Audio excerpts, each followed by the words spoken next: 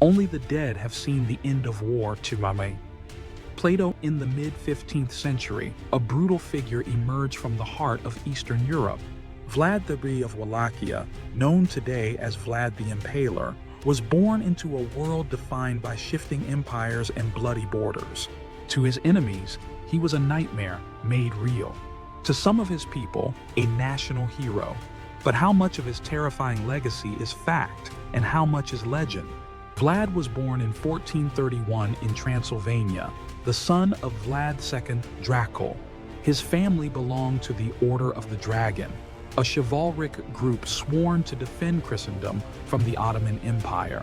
It was from this order that Vlad earned his famous nickname, Dracula, meaning son of the dragon. But Dracula's path to power was anything but straightforward. As a child, he and his brother were held hostage by the Ottomans as political pawns. Years later, after his release, Vlad returned to a Wallachia torn by internal rivalries and foreign influence. Through cunning alliances and ruthless tactics, he claimed the throne in 1456. What followed was one of the most infamous reigns in European history. Vlad launched a campaign to solidify his power and resist Ottoman encroachment. His rule was marked by a singular, horrifying signature, impalement.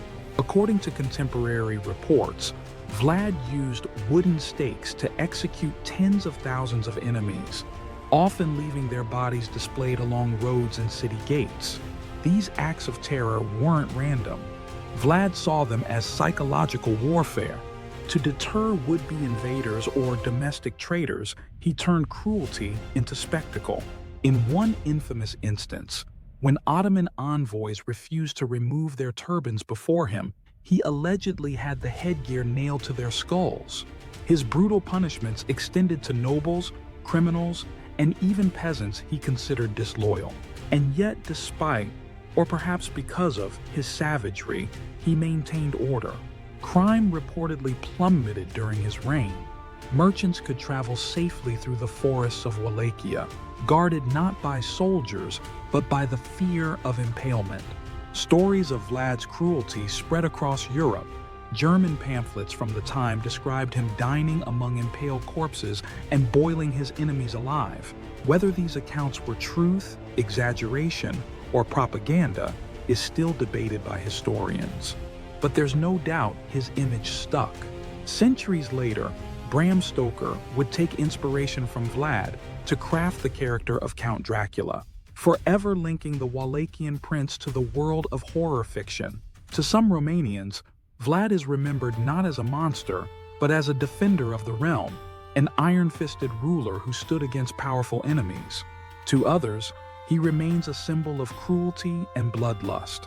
His life, like the stake-ridden fields he once ruled, straddles the line between myth and history. And though centuries have passed, the shadow of Vlad the Impaler still looms large, sharp, silent, and impossible to ignore. For more videos, please like and subscribe.